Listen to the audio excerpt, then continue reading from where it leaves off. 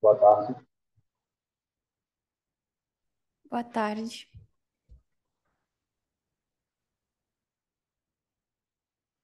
Já estou com o meu plano de fundo aqui já. Essa é a professora Dominique, tá? Não entendi. Essa é a professora Dominique. Eu sou mestranda, Dominique. Tá? Eu sou o professor Thiago, tá?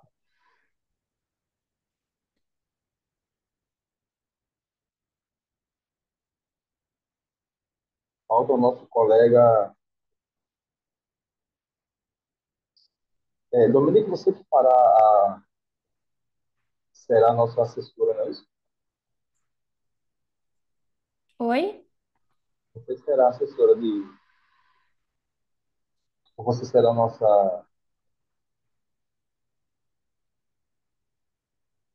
como é que eu posso falar? Orientadora. Não, na verdade, eu vou apresentar trabalho. Ah, tá. Então tá bom.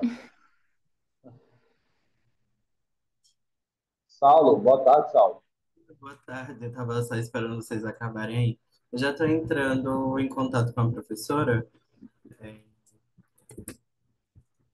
Será a professora Nayara. isso, Nairana.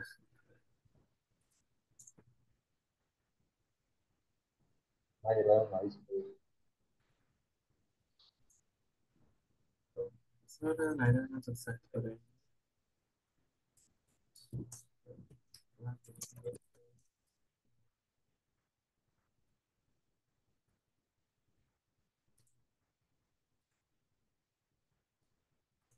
Boa tarde.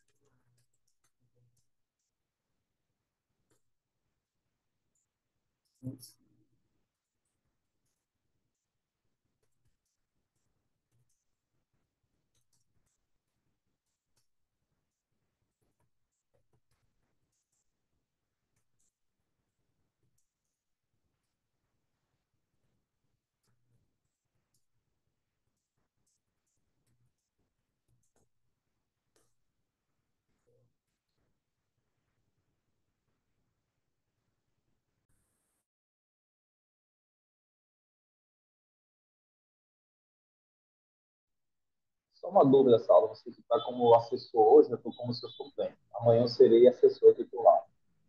E está fazendo liberação do acesso. Tiago, que o áudio ficou um pouquinho ruim. Desculpa por isso. Deixa eu só ver se é o meu áudio que tá baixo aqui, porque quando você fala, às vezes está um pouquinho baixinho. Mas eu acho que o problema é aqui. Só um momento. Então, a pergunta é só se você Perguntou que. sobre a liberação, não foi isso? Isso. É você que tá, quem faz ou alguém está fazendo a liberação para gente? De Eu acesso? acredito que seja alguém que esteja fazendo a liberação do acesso, porque está sendo automático, entendeu? Não Ah, é. show. Não. Tiago, você veio no primeiro treinamento, não veio? Sim. Pronto, eu só fiquei com a dúvida. A gente manda para o pessoal para eles poderem utilizar esse plano de fundo, não é isso? Porque No caso, eles não falaram só nada a sobre. gente. Só a gente que recebe. Agora, se a gente quiser passar para eles também, não tem problema. Vou mandar aqui no chat. Coloca no chat que a Dominique consegue colocar para ela também.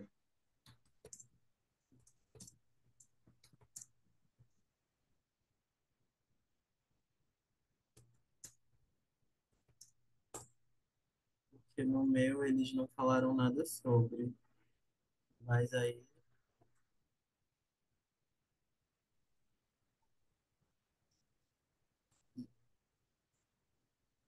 Agora eu tô só aguardando a professora Nairana aparecer.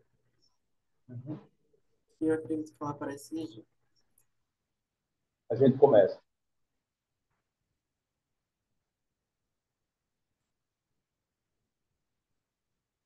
O ano passado eu tive que assumir duas sessões. Oi, Tiago. O ano passado eu tive que assumir duas sessões. Ah, então você vai me ajudar muito, porque é a primeira vez que eu tô assumindo sessão. Então, você vai me ajudar bastante. Tá. O que eu posso fazer para te ajudar é o seguinte: se eu não estiver. Boa tarde, professora Naira. Nairana. Ah, ela já entrou. Oi, professora, boa tarde, tudo bom? Eu tô bem, e vocês? Tô Tudo bem jóia? também. E ótimo, chegamos a tempo, tudo certo. Tudo bem, Dominique? Tudo bem? Boa tarde.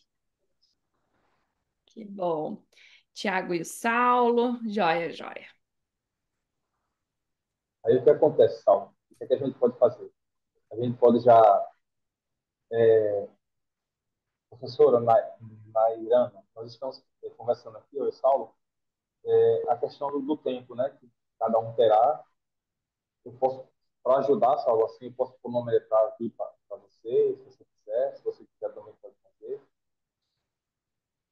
A ordem também, você que escolhe também, tá, Saulo? Ou a gente pode lançar para eles, entre eles também, escolherem entre eles, né? No caso, o Dominique chegou primeiro na sala, por exemplo, ela poderia querer apresentar primeiro, algo nesse sentido. Pronto, Fica a Tiago. critério aí da Nairana e seu, tá? Eu tava só na dúvida se eles tinham que seguir a ordem que tá lá ou se podia ser na ordem conforme eles fossem entrando. Não, a gente pode fazer do nosso jeito aqui. Agora, claro, como um acordo, né? Se Sim. a professora Lana concordar e os demais colegas que vão apresentar também. Ok. Eu acho, Tiago, que a gente poderia seguir a ordem, porque aí a gente vai chamando, né? Ou pode ser A, também. a ordem que o. Minha sugestão, né? Porque aí já fica mais Também padrão. Perfeito. Professora, se a senhora quiser dar um avisozinho para eles no início, para eu não precisar interromper a sua fala, do tempo que cada um terá, que Sim, são uns 15 minutinhos. Se a senhora puder fazer isso, viu? Para não deixa. precisar, né? Eu acabar interrompendo a fala da senhora só para poder falar isso. Tranquilo? Pode deixar. Uhum. Obrigado, viu, professora? Imagina.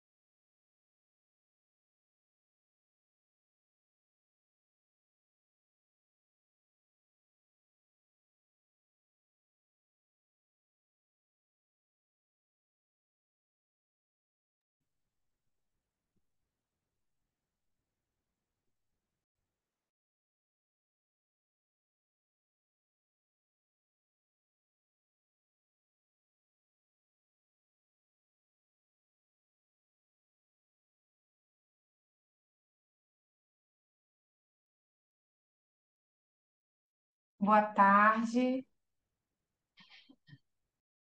Boa Boa tarde, tarde. boa tarde. Tudo bem, Caroline?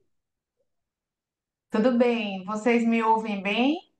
Ouvimos, tudo certo. Excelente. Vou só Por tentar isso, colocar por aqui o isso. fundo agora. Tentar colocar aqui. Sim. Eu também queria estar disponível a plano de fundo, tá aqui no. Tá bem na página inicial do SEMEAD. Ah, tá bom. Abrindo a Pode página, estar. ele já está disponível lá. Pessoal, qualquer coisa, eu não sei se vocês conseguem. Pessoal que foi entrando, eu não sei se vocês conseguem ver depois a mensagem do chat. Mas eu também fui colocando o plano de fundo aqui. Vocês conseguem ver no chatzinho daqui do Zoom mesmo. Quem entrou agora, acho que não consegue, não. Eu não, Saulo, não vejo. Então eu vou colocando novamente, tá bom?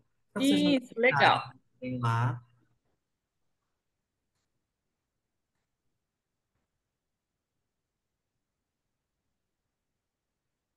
Então, só Oi, para gente, só para gente fazer aqui o nosso rascunho, o meu e o seu, tá? Liderança digital, quem irá apresentar? Só um momentinho, que eu tô com muita coisa Liderança digital e capacidades dinâmicas digitais. Acho que é a Dominique, né?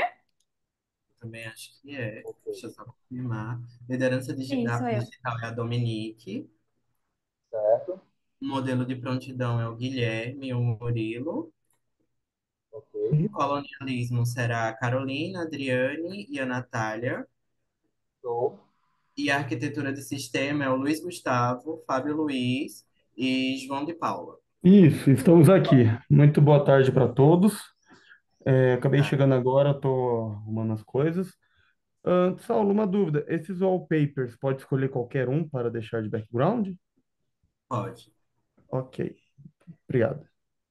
Todos vocês estão conseguindo ver eles, não estão? Os que eu coloquei aqui no chat? Sim, perfeito. Obrigado.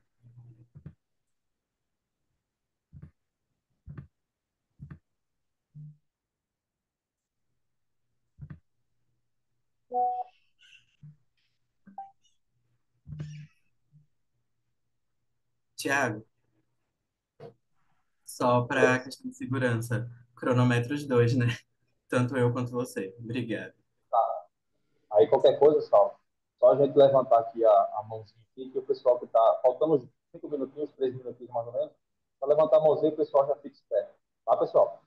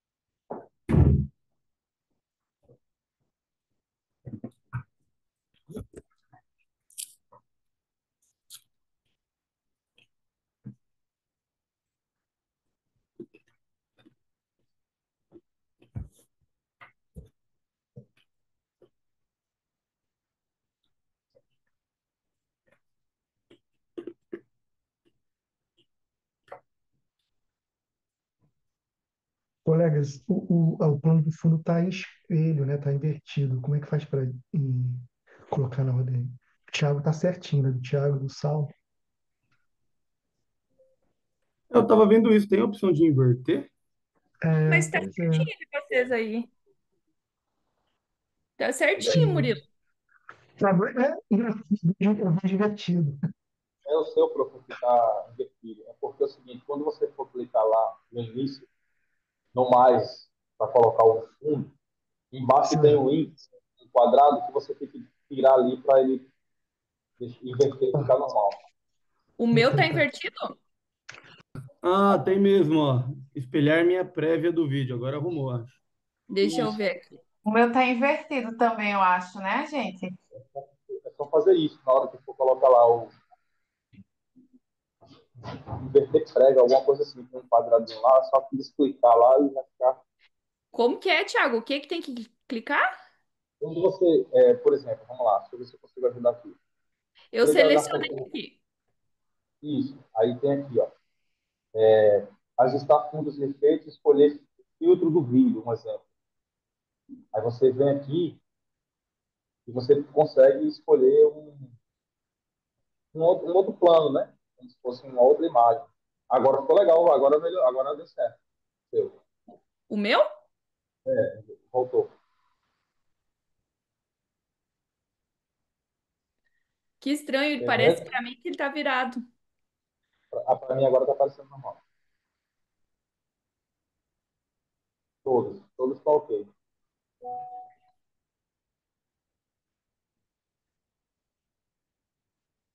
Legal. Será que então vamos começar? Estamos todos aqui, né? 16h30, fundo ajustado, sucesso total. Podemos, Thiago, Saulo? Então, legal. Eu vou iniciar aqui a nossa sessão, pessoal. Hoje eu, o Thiago e o Saulo estaremos aqui com vocês nessa sessão para discussão e, e apresentação dos trabalhos de pesquisa. É um prazer moderar esse momento. Essa sessão intitulada Transformação Digital e Inovação em Negócios Digitais. Nós reunimos trabalhos aqui que, embora distintos, vocês devem ter observado, em abordagens, em objeto, eles dialogam, de certa forma, sobre um fenômeno interessante, que é como as organizações e os indivíduos, eles estão se transformando diante da digitalização acelerada. Então, esse acho que é o ponto de partida dos nossos trabalhos e da discussão que a gente vai fazer aqui, tá? Eles também estão, de certa forma, construindo uma narrativa que vem desde o nível técnico até o estratégico, passa pelo humano, e isso traz uma grandeza muito grande para todas as contribuições que nós vamos apresentar aqui. Então, a sessão ela é composta por 4 trabalhos, 4 pesquisas, tá? Os autores já estão aqui presentes. Nós teremos 15 minutos para fazer a apresentação e eu proponho para vocês que a gente faça a discussão ao final das 4 apresentações. Então, a gente faz a ordem, logo o Thiago e o Saulo também vão nos explicar a ordem aí, e aí em seguida vocês vão apresentando, no final a gente faz a discussão desses trabalhos. Então, eu desejo uma boa apresentação para todos. Acho que a gente já pode iniciar. Passo a palavra para o Thiago, para o Saulo, se eles quiserem comentar algo, e em seguida estamos aqui para ouvi-los a ouvir as apresentações. Pessoal, só para não interromper vocês, quando a gente vê que bateu os 15 minutinhos, como não pode ultrapassar, então a gente levanta a mãozinha, então fiquem atentos a isso, só para poder não atrapalhar vocês.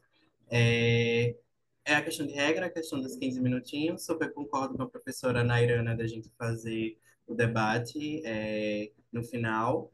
A gente estava conversando, tanto eu quanto a professora e o Tiago, em seguir a ordem que está no próprio SEMEAD. Acho que seria mais interessante. A professora trouxe essa visão, acho que realmente cola muito. E é isso. Começando com o trabalho da Dominique. O Tiago quer falar alguma coisa? Não, só desejar boa apresentação a todos e a todas, tá? Ótimo. Então, iniciamos com o trabalho Liderança Digital e Capacidades Dinâmicas em Escritórios Contábeis. Certo, Dominique? Certo, vou compartilhar aqui. Fique à vontade. Estão me escutando bem? Estamos.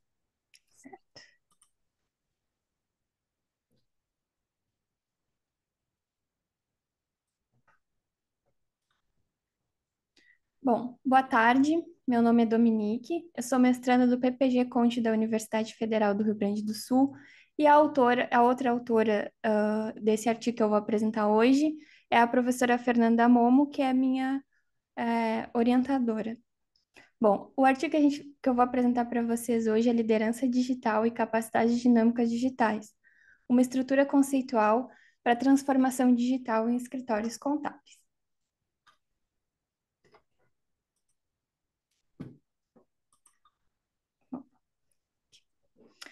Então, o objetivo do artigo foi identificar os elementos conceituais que caracterizam a liderança digital e as capacidades dinâmicas digital para a transformação digital em escritório de contabilidade.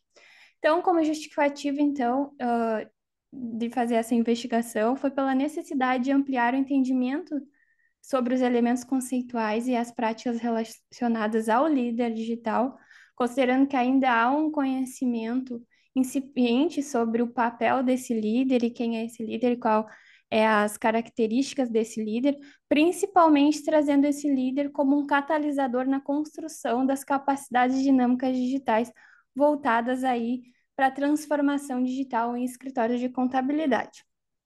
E também a importância de aprofundar a compreensão teórica, né, sobre essas capacidades necessárias para impulsionar a transformação digital de forma eficaz.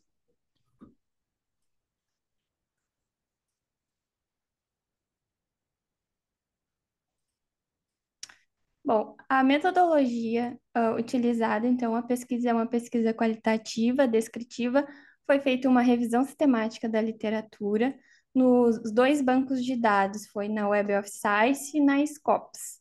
Então, inicialmente foi feito ali um filtro trazendo os termos liderança digital e transformação digital na Web of Science, e capacidade dinâmica e transformação digital. Justamente não usei outros sinônimos, né, para tentar trazer aí o que eu realmente estava procurando, porque eu tinha feito uma busca inicial, trouxe outras coisas que não estavam relacionadas ao que eu estava tentando achar na revisão sistemática da literatura.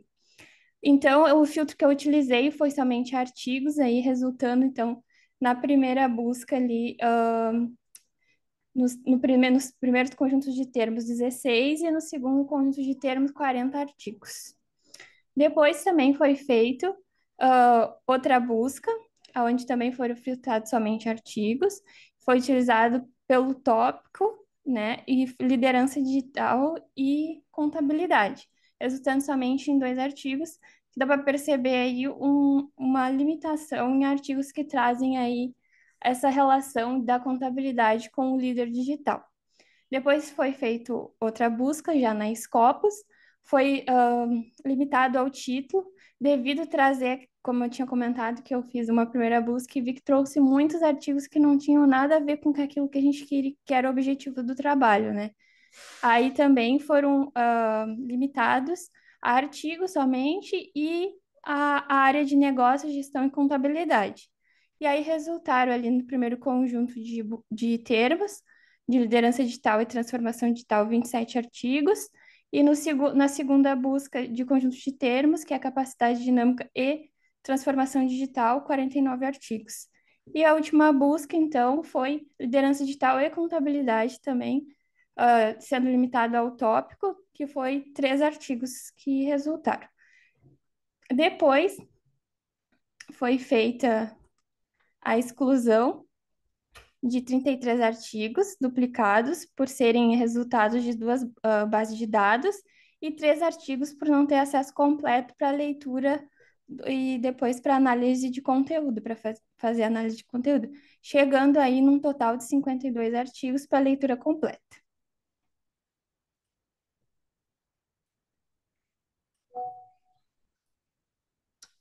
Bom, os resultados. Então, os elementos conceituais que caracterizaram a liderança digital que eu achei na literatura foram 11 elementos conceituais que caracterizam as habilidades e competências desse líder, que foi adaptabilidade e agilidade, comunicação, colaboração e trabalho em equipe, liderança inspiradora, transparência e integridade, alfabetização digital e conhecimento digital, visão digital e pensamento visionário como sinônimos, pensamento estratégico, gestão de mudança, assunção de risco e inovação. Depois de identificar essas habilidades e competências do líder digital trazidas na literatura, conforme a revisão sistemática da literatura que nós fizemos, a gente percebeu que tem 3 pilares.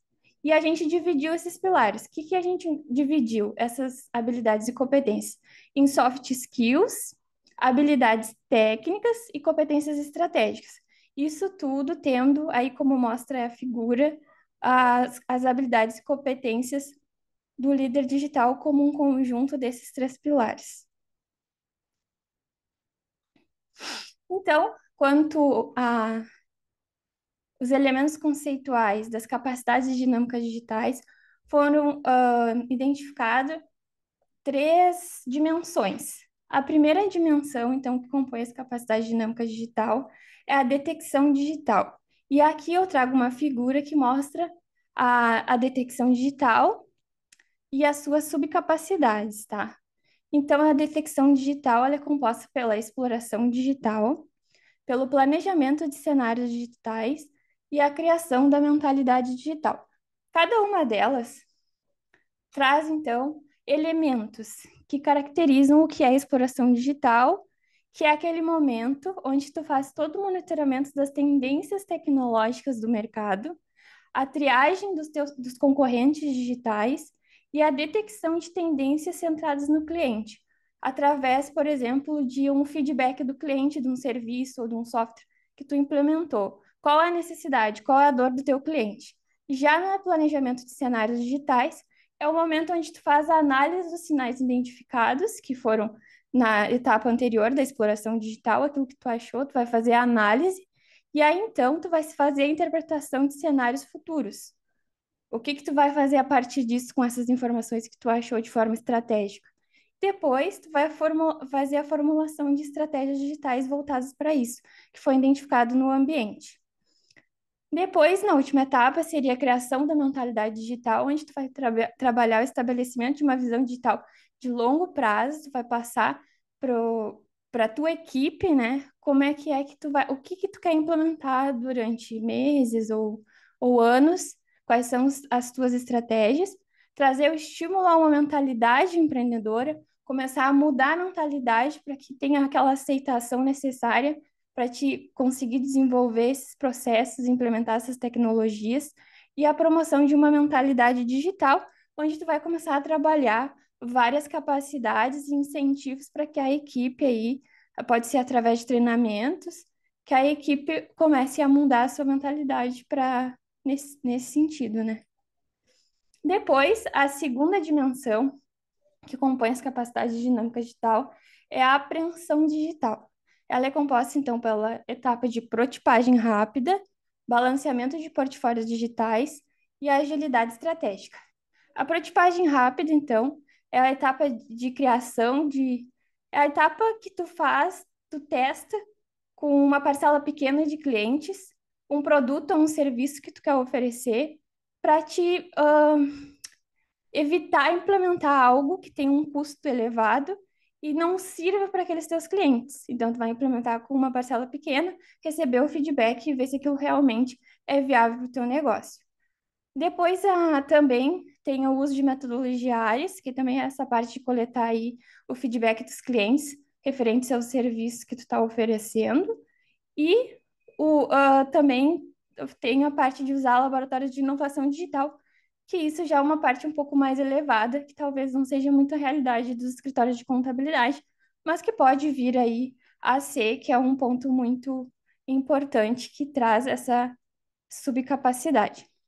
Depois, o segundo ponto seria o balanceamento de portfólios digitais, que é um momento de equilíbrio entre opções externas e internas e externas, que é aquela parte que tu vai mexer mais a tua parte estrutural e os recursos que tu vai implementar, né? Que é a que tu vai investir na implementação dessas tecnologias e a escalabilidade do modelo de negócio, ter essa preocupação de fazer a escalabilidade dos modelos para inovação e a definição de uma velocidade de execução adequada, que é onde tu pode implementar processos ou estratégias para definir uma velocidade adequada de implementação dessas tecnologias. Depois, por último, seria a agilidade estratégica, que é onde vai ter a realocação rápida desses recursos, é a forma que tu vai realocar os recursos, e a aceitação de direcionamento e mudança. É onde tu tem que estar aberto a essas mudanças, tem que trabalhar essa parte com base nas informações ou tendências do mercado. E a resposta estratégica rápida, que é tomar as decisões aí de forma rápida para implementar essas ações de forma rápida e aproveitar a oportunidade ou mitigar as ameaças que foram identificadas. Depois, a última dimensão das capacidades dinâmicas digitais identificadas é a transformação digital, que aí ela traz a navegação em ecossistemas de inovação, redesenho de estruturas internas e o aprimoramento da maturidade digital. A navegação de ecossistemas de inovação é o processo onde tu vai ter essa troca vai participar de redes ou plataformas digitais ou fornecedores de tecnologia para trocar aí o que é que tem de novo no mercado, fazer essa colaboração. Também seria a interação com múltiplos parceiros externos, que também se trata mais ou menos da mesma coisa que eu falei, e a exploração de novas capacidades do ecossistema, que é aí utilizar ferramentas e serviços oferecidos por esse ecossistema para, então, impulsionar a inovação e o crescimento dessa empresa, do escritório de contabilidade, que é o foco aqui no artigo. Depois, a segunda etapa seria o redesenho de estruturas internas, que aí também vem a parte da contratação de por exemplo, de um líder digital, ou aqui, como está aqui, o do diretor digital, né? Para impulsionar todo esse processo, a digitalização do modelo de negócio em si, a parte mesmo da implementação, digitalizar todo o teu processo, a criação de estruturas organizacionais baseadas em equipe, onde tu vai trabalhar a colaboração, a flexibilidade da tua equipe, dos teus colaboradores, e na última etapa, que seria o aprimoramento da maturidade digital, que é a parte da identificação da maturidade e força de trabalho da equipe, por exemplo, trazendo aí algum processo que meça o nível de maturidade dos teus setores dentro do teu escritório, dentro da tua empresa, e também o recrutamento externo de nativos digitais, que é a parte de contratação e recrutamento, olhando aí para pessoas que tenham essas habilidades. E o aproveitamento do conhecimento digital dentro da empresa, onde tu vai aproveitar a troca aí de conhecimentos que já existem dentro da empresa dos teus colaboradores para fortalecer a cultura digital da organização. Então, também a gente traz uma estrutura aí da liderança digital e das capacidades dinâmicas digital relacionadas, né? Trazendo a primeira etapa seria estabelecer uma liderança digital estratégica, onde eu trago ali o perfil que esse líder tem que ter. A segunda etapa seria utilizar o líder digital para a construção e manutenção das capacidades dinâmicas digitais. Então, ele como impulsionador, né? Usar esse líder para desenvolver essas capacidades dinâmicas digitais que eu apresentei para vocês. E a terceira etapa seria utilizar o líder digital como facilitador e as capacidades dinâmicas digitais como ferramenta para impulsionar a transformação digital bem-sucedida em 7 dimensões da maturidade digital, né? Então, a conclusão do trabalho, a liderança digital não se limita ao domínio técnico, mas exige, então, aí a interação equilibrada entre soft skill, competências estratégicas e habilidades tecnológicas. As 3 dimensões, então, que foram identificadas: a detecção digital, a apreensão digital e a transformação digital. Então, utilizar as habilidades e competências do líder no fomento das capacidades dinâmicas digital para o sucesso da transformação. Então, as suas habilidades, as habilidades e competências aí do líder digital, elas se relacionam com as 3 dimensões das capacidades dinâmicas digitais. E ao combinar aspectos humanos, técnicos e estratégicos, estabelecendo um líder digital estratégico e utilizando esse líder para a construção e manutenção das capacidades dinâmicas, essas capacidades elas podem ser empregadas como uma ferramenta para impulsionar a transformação digital bem-sucedida. Então, a contribuição, que é para o entendimento teórico da liderança digital e das Dominique, capacidades dinâmicas digitais, sim? Dominique, licença, desculpa, porque acho que você não viu a mãozinha levantada. Mas Não, não vi. acabou os seus 15 Acabou? minutos. Acabou. Já estou terminando, eu termino? Pode finalizar, acho, Dominique, rapidinho. Tá, só falta essa parte da contribuição mesmo. Então, também a contribuição a integrar esses 2 conceitos em uma estrutura teórica, o estudo amplia aí a compreensão do papel estratégico do líder na promoção de mudanças organizacionais sustentadas pelas capacidades dinâmicas. Como impacto social, então, a pesquisa apoia a sustentabilidade e a competitividade no setor contábil, ao contribuir para a continuidade e o crescimento das empresas contábeis que geram aí empregos e oferecem serviços essenciais a outras organizações e à população em geral. Então, como limitação, é uma revisão, se limitou somente a uma revisão sistemática da literatura, né? O que pode restringir a generalização dos achados e a compreensão aprofundada das dinâmicas contextuais, e também, especialmente considerando a escassez de estudos teóricos e empíricos focados exclusivamente aí em liderança digital e capacidade dinâmica aplicadas aos escritórios. Então, futuras pesquisas poderiam adotar abordagens empíricas, como entrevistas com líderes contábeis, a fim de validar os achados teóricos na prática. Seria isso. Obrigada. Muito bem, ótimo. Bom, a discussão a gente vai fazer depois, né? Vamos seguir aqui com as apresentações. Agora nós vamos ouvir o Murilo, né? Que vai apresentar o trabalho Modelo de Prontidão Digital para Serviços de Gestão Universitária, uma abordagem conceitual baseada na indústria 4.0. Murilo, fique à vontade, se você puder compartilhar sua tela. Tiago e o Saulo estão aí conosco, cuidando do tempo e da organização também. E Mariane, muito obrigado. Saudando todos os colegas da sessão. Deixa eu compartilhar minha tela aqui. Ótimo, obrigada.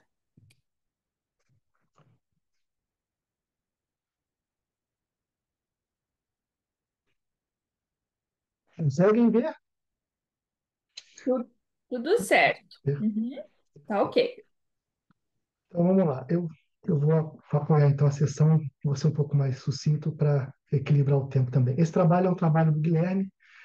Guilherme é egresso do nosso programa de mestrado aqui na Universidade Federal Fluminense. Eu sou Murilo Alvarenga Oliveira, sou professor do PPGA da Universidade Federal Fluminense do campus de Volta Redonda. Nós temos um programa profissional e o trabalho do Guilherme trata da modelos de prontidão digital em serviços de gestão universitária. Essa é uma abordagem conceitual baseada na indústria 4.0. Ah, o, o Guilherme, esse trabalho, na verdade, é um retorno depois da sua defesa. Ele partiu parecido com o que a Dominique fez, uma revisão sistemática de literatura, né? Fez o desenvolvimento do sistema, e agora a gente fez uma releitura, depois com uma maturidade do estudo, em reforçar o modelo conceitual que deu origem ao próprio sistema. Então, o estudo apresentado aqui no SEMEAD é um pouco sobre isso. Então, o contexto, né, o contorno, foi muito bem apresentado também pela Dominique, né, trata da transformação digital, essa quarta revolução industrial, né, e especificamente no contexto das universidades. É uma lacuna de algumas pesquisas, muitos modelos são mais genéricos, voltados para indústrias, né, comércio, né, organizações disruptivas, né, startups, muitas das vezes, e tem poucos estudos realmente focados em universidades, né, por conta da própria estrutura complexa da governança, restrições legais. Aqui no Brasil, limitações orçamentárias, né, principalmente em universidades públicas, e inclusive uma resistência cultural em adotar algumas propostas que a própria universidade apresenta como transformação digital. Então, a ideia é essa, né? A relevância é apresentar um modelo que seja específico para as universidades, os seus serviços de gestão, fazendo essa transição coordenada para transformação digital.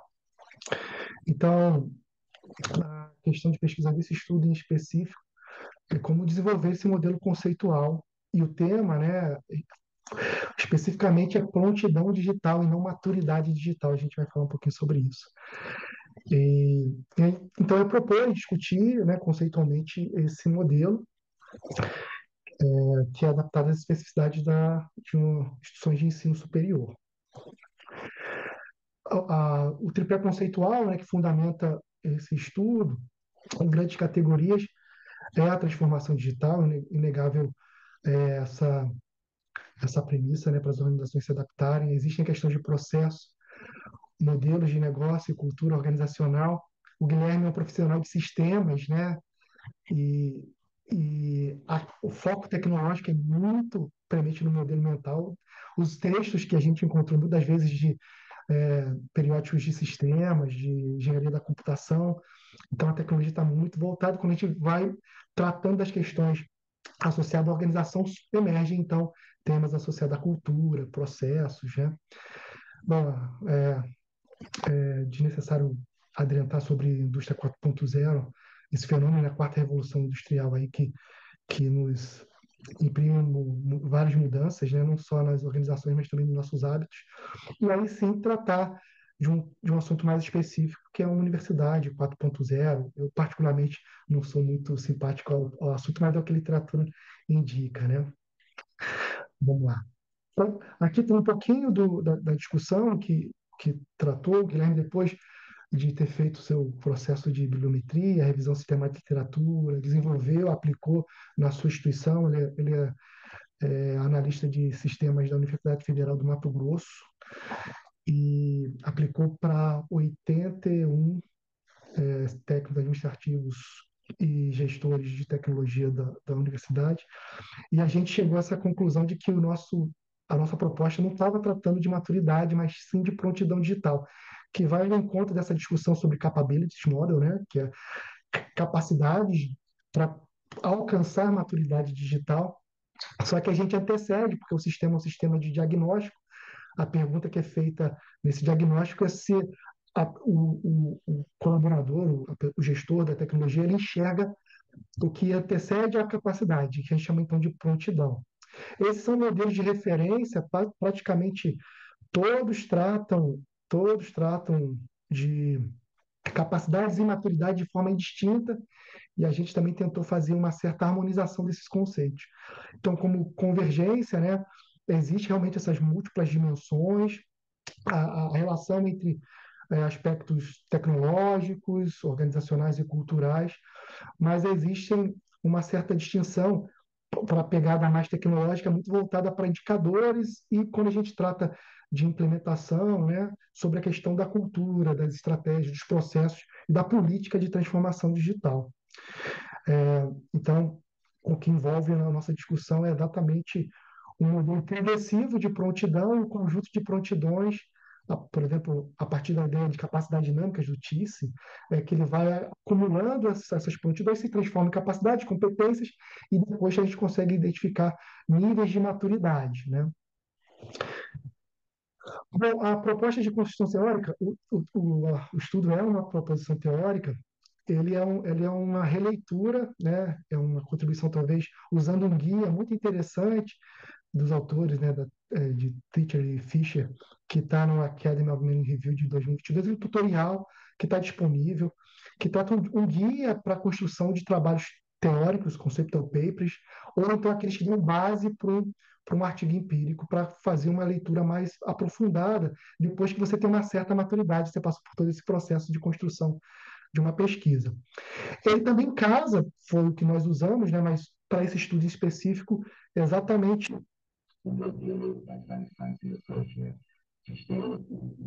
Murilo, questão mais. Pois não, pois não. para mim Travou? falhou um pouco seu áudio. Desculpa interromper, não sei se para vocês Não, falhou. sem problema. Travou? Eu volto aqui onde eu parei, só para eu poder retornar aqui. Obrigado, Nayara. Nayara, perdão. Fica à vontade. Tá, então, voltando aqui sobre a proposta teórica, né, a gente usa um guia de um tutorial do Academy of Management Review, de Teacher e Fisher, de 2022, que orienta para, além da revisão sistemática de literatura, apoiar jovens pesquisadores na construção de trabalhos teóricos robustos que possam sugerir uma proposição teórica ou aqueles que vão passar para o segundo estágio, que seria um artigo empírico. De forma complementar, é, é usar, né, a estrutura, a abordagem da Design Science Research, e para esse estudo a gente usou só as 3 primeiras etapas do fluxo proposto por Piffers et al., que é da concepção, a validade de face, baseada na revisão de literatura, na revisão sistemática, depois no diagnóstico de oportunidades, assim apresentar um modelo conceitual. É isso que a gente tenta apresentar aqui. Então, esse é o modelo, né, através de uma figura, uma matriz, de dupla entrada, ah, que tem as dimensões de estratégia e processos, aspecto mais, né, organizacional, e infraestrutura e tecnologia. A ideia é avaliar, então, o nível de preparação, a ideia de prontidão digital das universidades. Então, aqui está a descrição de cada um dos componentes que formam as dimensões, e aqui tem uma pequena descrição dos fatores, né? Foram é, 22 questões, 22 fatores levantados, né? Então, aqui combina-se a dimensão estratégia e processos e aqui a dimensão tecnologia e infraestrutura. Ah, Dessa combinação, né, surgem quatro contextos, que são os quadrantes, e a partir de cada um desses quadrantes tem uma pequena orientação para a transformação digital. O inicial, eu vou destacar aqui, né, é aquele que começa a explorar as oportunidades, começa a pensar no plano de adequação da infraestrutura. O gerenciado já tem iniciativas de implementação de infraestrutura, mas ainda com pouca estratégia, né? Ainda falta um plano, né? Uma política de transformação digital da própria universidade. O definido já tem isso, já tem as primeiras premissas, mas esbarra principalmente em questões de investimento, né? Para ter essa eficiência na aplicação dos recursos. O integrado não, já é um contexto em que houve um aprendizado, houve a prontidão e a instituição já consegue ter uma política clara de transformação digital. A literatura nos guiou para isso. Então, como conclusões, considerações, né, existem as implicações teóricas, algumas contribuições e sugestões de avanço. Né? Com relação às implicações teóricas, é essa questão da integração entre a perspectiva tecnológica e organizacional, que é muito perceptível na revisão de literatura. A questão de tentar construir dois eixos, por exemplo, a Dominique, ela trabalha em três dimensões, fica até um pouco mais difícil depois de projetar, né? Mas isso é algo que é possível. A gente tentou forçar duas dimensões mesmo. A tipologia, né, de quatro contextos para cada quatro roadmaps de propostas de um planejamento de transformação digital e comparações, né, para realizar esse diagnóstico. É um instrumento de diagnóstico, né, ele dá base para o instrumento de diagnóstico, que propõe melhorias nas respectivas áreas, né, que são aqueles quatro fatores, e especificamente para a gestão da tecnologia e transformação digital das universidades. E ele também consegue tentar fazer uma comparação, uma evolução, o progresso da evolução da transformação digital ao longo do tempo. Em relação a, aos, aos modelos existentes, é uma abordagem matricial, isso ajuda muito ao gestor, numa visão mais cartesiana, embora seja um pouco mais limitada, ela ajuda. Integra aspectos, como eu falei, né, tecnológicos e organizacionais de forma equilibrada, especificamente para as universidades, e tem essa questão que engloba a governança, né, de tecnologia, questões legais e cultura. Então, essas são as referências usadas na apresentação específica e agradeço o tempo e me coloco à disposição para, no final da sessão, debater. Tá bom? Retorno a palavra para a professora Mariana. Muito bem, Murilo, cumprimos o prazo, Saulo. Tiago, tudo certo? Tudo certo. Sobrou até um pouquinho de tempo. Viu só? Que legal. Depois Então, aproveitamos esse tempinho para discussão, né, Murilo? sim, sim, claro. Legal. Então, de imediato, eu já vou passar a palavra para o terceiro artigo, colonialismo de dados, hiperpersonalização, poder, controle e ética no consumo digital. Quem vai fazer a apresentação é a Caroline, né? Isso, posso projetar? Pode, Caroline, fique à vontade. A palavra é sua, tá? Ok.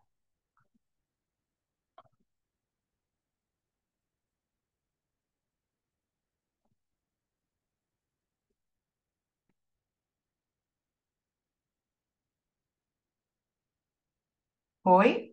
Tá vendo a tela direitinho? Estamos tudo certo. Quando quiser iniciar, Perfeito. Boa tarde. Meu nome é Caroline.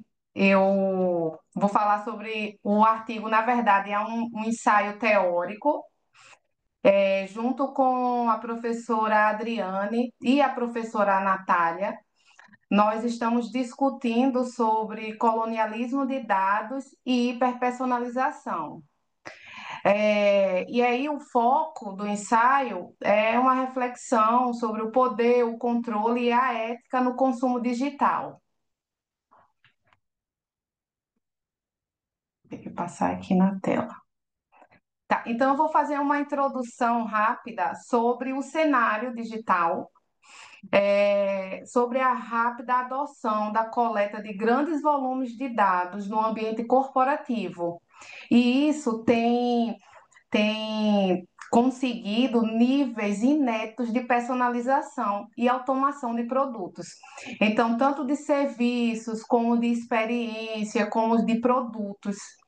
Então, essa relação de grande volume de coletas, ela vai fazer com que tenham algumas implicações relacionadas ao poder, ao controle, e gerando algumas implicações. Que implicações são essas, né?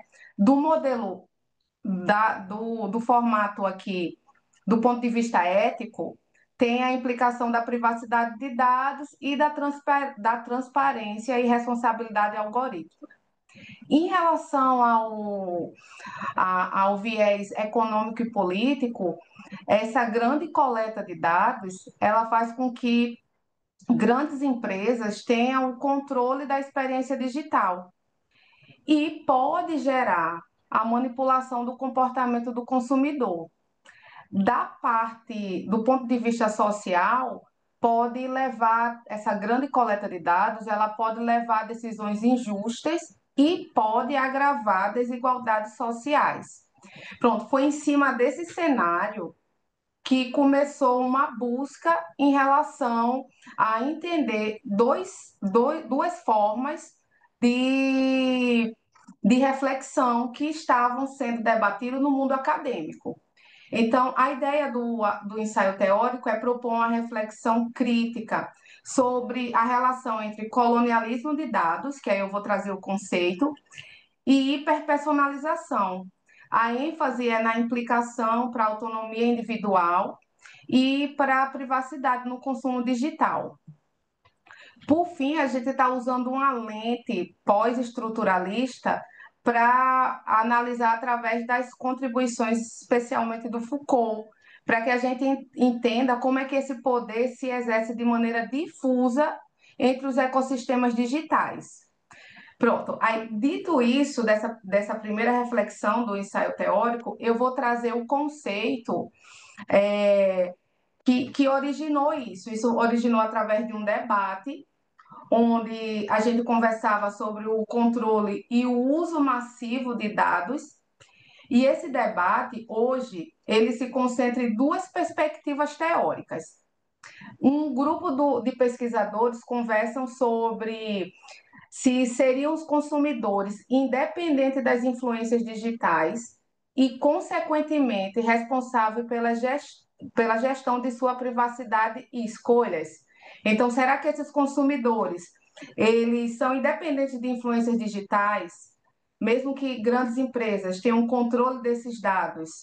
Será que eles são totalmente responsáveis ao clicar que eles aceitam dividir essas informações? Ou será que esses consumidores, eles são apenas reflexos das estratégias combinadas de dados, através das suas interações? Ou seja, cada vez mais, através do celular, através do e-mail, essas interações vão sendo moldadas nesse mundo moderno, e isso faz com que a gente sofra algum tipo de influência. Então, dentro desse cenário, emerge duas grandes abordagens conceituais. Nós temos pesquisadores na área do colonialismo de dados e temos pesquisadores na área da hiperpersonalização. E aqui eu vou explicar o conceito da hiperpersonalização através dessa imagem. tá? A hiperpersonalização, ela é uma personalização avançada. Então, toda vez que a gente clica, escolhe, toda vida que a gente navega na internet, ali está ficando rastros digitais. Então, esses rastros digitais, eles dão uma base para coletar dados, para personalizar ofertas, serviços e experiências, e esses dados são dados contextuais, dados emocionais e dados comportamentais. Então, até coloquei um exemplo aqui, deixa eu ver se o mouse tá aqui, ó. Alice, aparece um pontinho vermelho para vocês, que para mim não aparece. A Alice Essa, aqui, parece, pronto. cara. Ó, a Alice está aqui e nesse caso da Alice, ela está na hiperpersonalização. Aqui é a Alice e aqui é o Bob. A personalização anterior à inteligência artificial generativa, a gente ia em busca da informação. Clicava, buscava, recebia e-mail segmentado, sim, mas a gente precisava clicar, precisava escolher, precisava declarar preferências. Então, a personalização era baseada em históricos declarados de CRM, de compras. O tempo não era imediato. A segmentação era aquelas categorias amplas. Com a inteligência artificial generativa, agora a gente consegue fazer uma personalização baseada em microação, inclusive em reação emocional. Então, o consumidor ele não precisa declarar nenhum tipo de intenção. A inteligência artificial generativa, e quando a gente vai hiperpersonalizar uma oferta, um produto, um serviço, essa, essa microação que o consumidor faz antecipa e pode moldar desejos.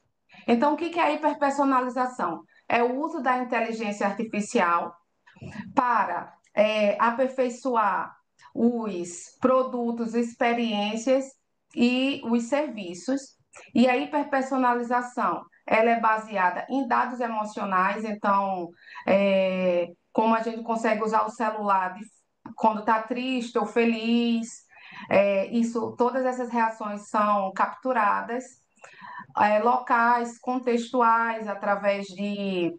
A gente recebe promoções, né, contextuais, dependendo do local, e também essa comunicação vai se adaptando ao longo do tempo e de acordo com as suas necessidades. Então, quando a gente fala de hiperpersonalização, nós estamos falando de todo um sistema voltado para recolher esses dados e, consequentemente, gerar produtos, serviços e experiências moldadas para as preferências do consumidor.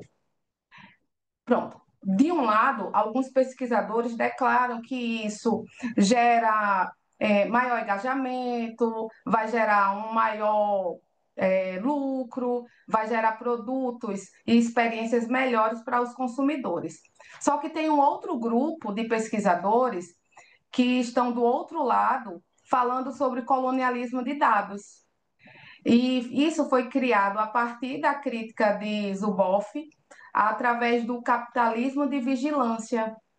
E aí, outros autores, eles introduziram o conceito de colonialismo de dados, associando a coleta de informações pessoais e a esse extrativismo predatório do colonialismo histórico. Ou seja, o colonialismo de dados é um modelo que se baseia também na grande coleta de dados, na coleta massiva desses dados, mas que esse modelo, esses pesquisadores comentam que combina o extrativismo predatório do colonialismo histórico, porque ele está se apropriando daqueles dados e como fez com terras, recursos e corpos, né? Até coloquei aí essa gravura, esse mapa, falando sobre o sul global, que é a parte que está em laranja.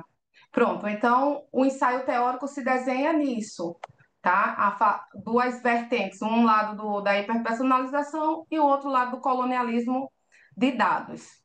Uma aplicação prática, só para ilustrar, Hoje em dia, na agricultura digital, a coleta de informações do campo ela ocorre por meio de drones, sensores e robô.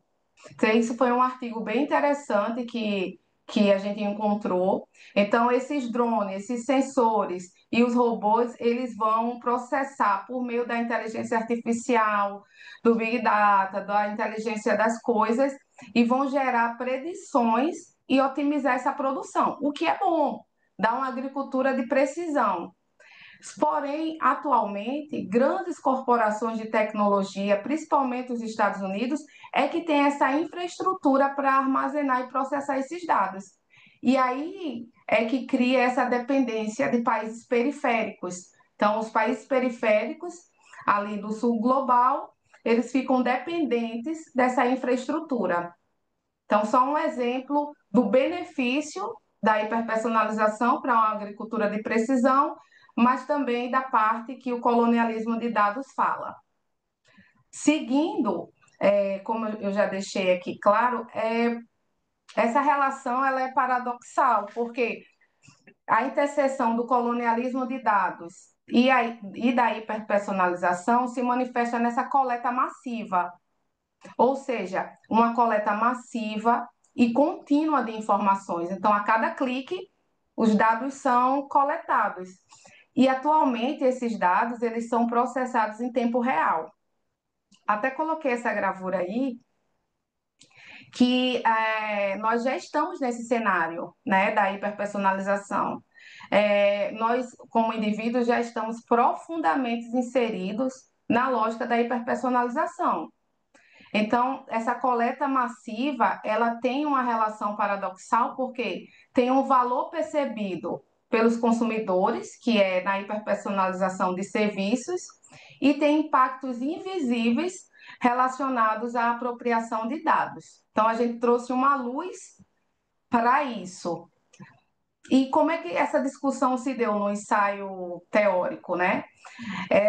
Usamos uma lente do pós-estruturalismo para conversar sobre essa lógica da antecipação, que ela pode ser compreendida de forma mais aprofundada à luz dessa abordagem pós-estruturalista, principalmente com a noção de governamentalidade do Foucault, onde ele traz nessa obra que o poder ele opera não apenas por meio da dominação explícita, mas através de uma modelagem sutil e contínua das condutas individuais e coletivas.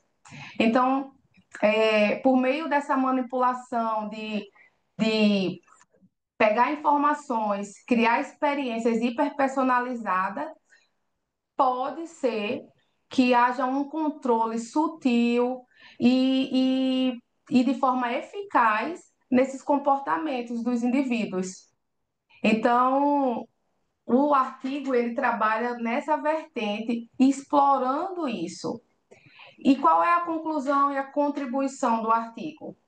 Primeiro, do ensaio, né? Primeiro, esse ensaio contribui ao propor uma articulação entre o colonialismo de dados e as práticas da hiperpersonalização no marketing digital.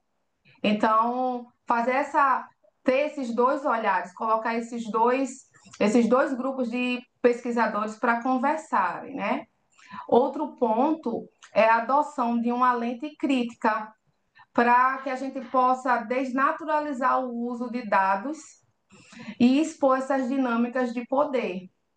Outro debate lá nas contribuições é o debate sobre governança de dados, para que possa ultrapassar esses domínios técnicos e jurídicos e para que a gente possa começar a exigir abordagens mais críticas que reconheçam essas assimetrias epistêmicas, tanto econômicas como sociais, nesses ecossistemas digitais. Um outro ponto interessante é a educação digital, que ela deve se apresentar como uma forma estratégica para fortalecer a autonomia do consumidor, frente a essa opacidade algorítmica. Então, será que o consumidor mais informado ele tem uma resistência maior ao uso de dados? Então, a educação digital ela entraria nessa vertente. E, por fim, fomentar estudos sobre segurança e ética na inteligência artificial generativa para e aprimorar essas futuras regulamentações no Brasil.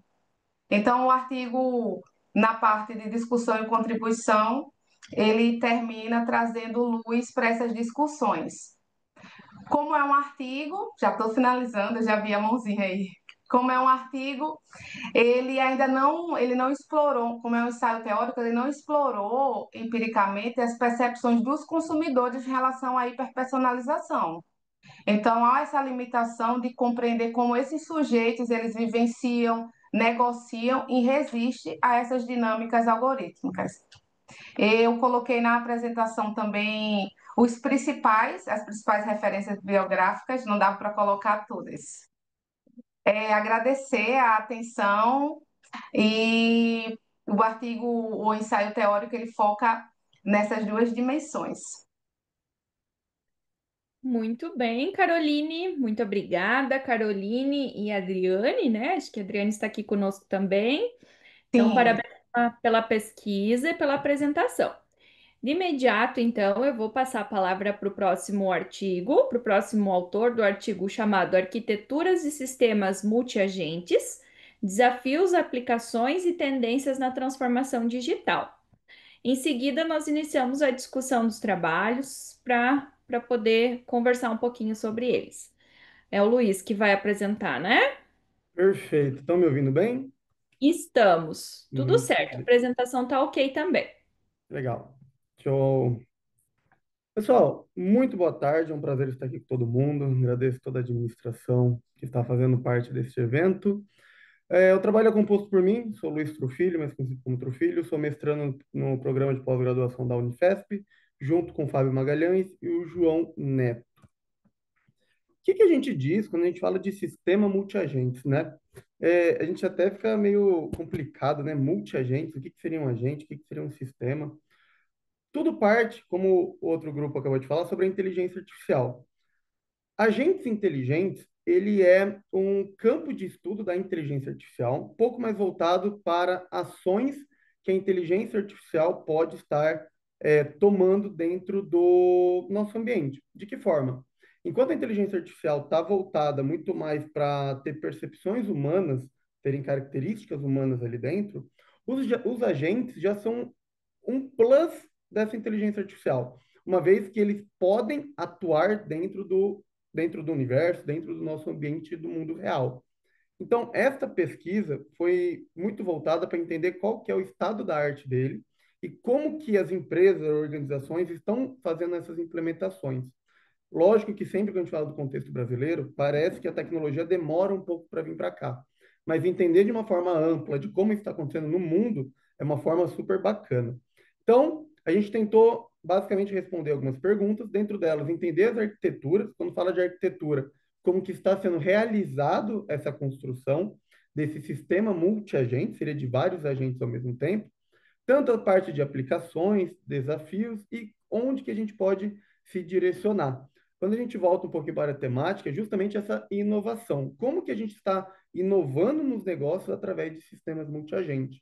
É muito comum a gente falar hoje de LLM, né? A gente fala de chat GPT, de algumas outras IAs que conversacionais, né? A gente fala. Mas nada é do que um agente inteligente. Uma vez que a gente faz uma pergunta para ele, qual que é a previsão do tempo para amanhã? Uma vez que ele tem aquela capacidade de se conectar na internet, buscar uma informação e trazer, ele já está fazendo alguma interação no nosso mundo real. Já está fazendo de alguma forma uma interação. Falando um pouco da fundamentação teórica desses agentes totais, basicamente a gente tem então algumas limitações, algumas contribuições. Ele é bom em uma coisa, não é boa em outra. Alguns tipos de agentes, né? Tem por reflexo, por modelo objetivo, utilidade e aprendizado. Cada um modelo, ele está voltado a tomar decisões, só que a gente fala que ele é um pouquinho mais específico para uma coisa, um pouquinho específico para outra, mas no geral não deixa de ser um agente, não deixa de ser uma capacidade de ser uma área colaborativa entre eles.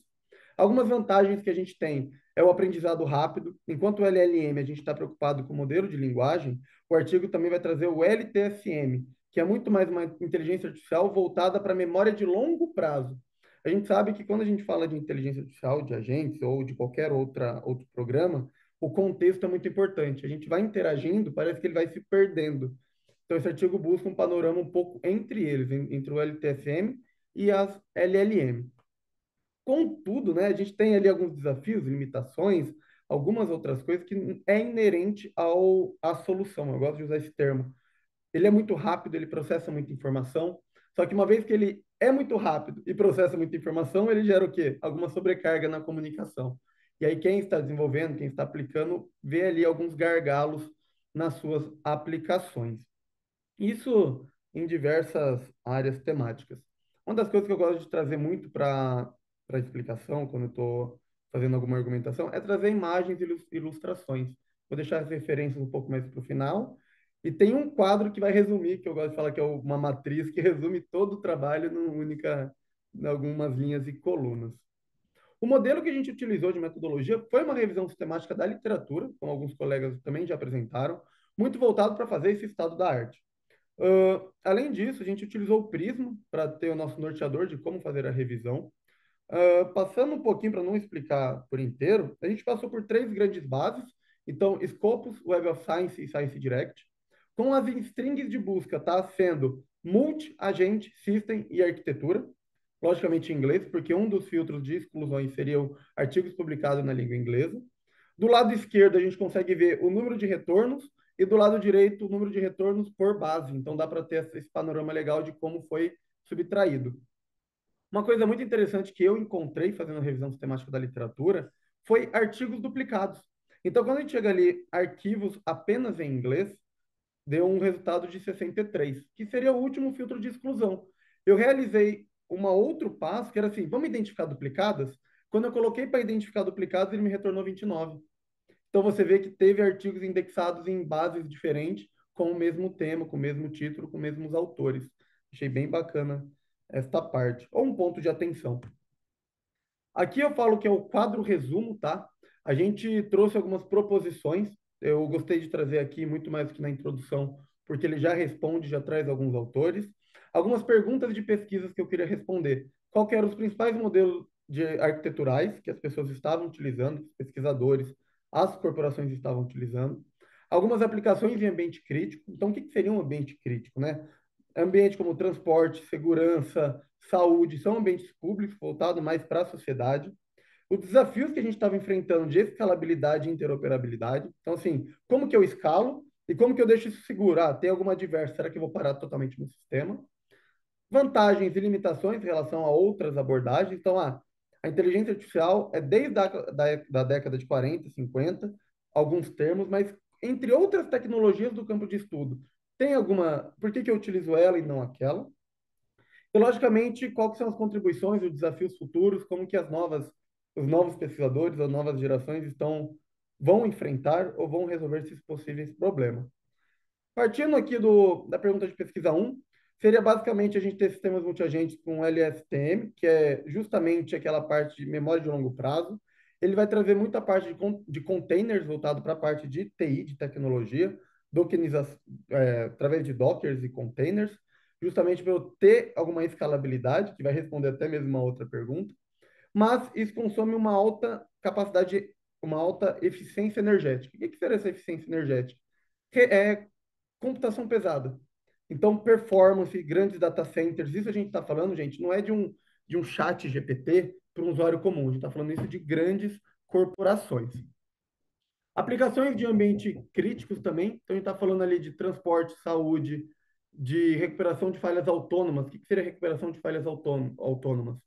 Uma vez que eu tenho uma intervenção humana para alguma coisa crítica, será que a inteligência artificial pode fazer essa intervenção? Será que ela pode atuar e pode tomar decisões com base em capacidades humanas?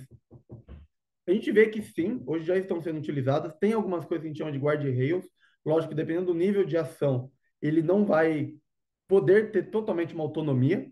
É aquilo, todo sistema, puxando a sardinha para o TI, todo sistema ele é falho de alguma forma, não podemos confiar cegamente, como se fosse uma linha de trem, um metrô. Não podemos falar que ele pode mudar o turno de um metrô sem ter um aval um pouco maior, mas pequenas decisões, sim. Escalabilidade e interoperabilidade. O que que a gente encontrou? Falta de framework ou falta de diretrizes para esse mundo. Hoje existe muitas tecnologias, muitos programas, muitas arquiteturas e protocolos diferentes que estamos tentando integrar de certa forma.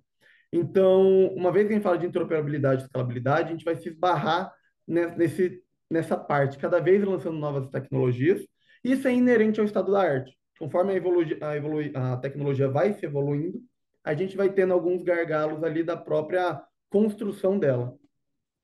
Algumas vantagens e limitações em relação a outras abordagens. Pessoal, autonomia é uma parte de adaptabilidade, uma vez que essas IAs voltadas para dados, textos, ela tem uma grande capacidade de aprendizado, de se automodelar e até mesmo uma comunicação entre eles. Não necessariamente eu tenho todos os agentes, ou um pode acionar o outro. E limitações, a gente vai ter sobrecarga, alguma integração limitada, a coordenação de múltiplos agentes pode se tornar complexa, uma vez que eu tenho uma orquestralidade ali entre eles. E alguns desafios futuros que a gente pode ter é justamente ali, algumas pesquisas vai trazer computação quântica como uma estudos futuros ou introdução a estudos futuros, uma vez que é inerente a gente chegar nesse nível, já está chegando.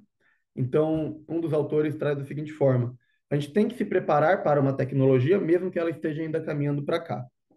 Padronização, segurança cibernética. Então, será que esses ataques podem ser coordenados com agentes multiagentes? Foi uma das preocupações. Hoje a gente sabe que na área da segurança da informação, eu digo as empresas, os programas são altamente vulneráveis. E será que essa orquestralidade pode servir para isso também? Tanto para a parte boa, como uma automação, como um pentester, como na parte de back também, voltada para a parte de defesa.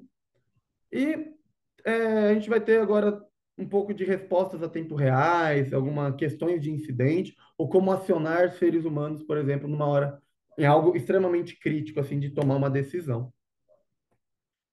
Um pouco dos resultados, então, a gente encontrou ali na lacuna os desafios, então seria escalabilidade e interoperabilidade limitadas, justamente voltado para essas questões de protocolos, ausências.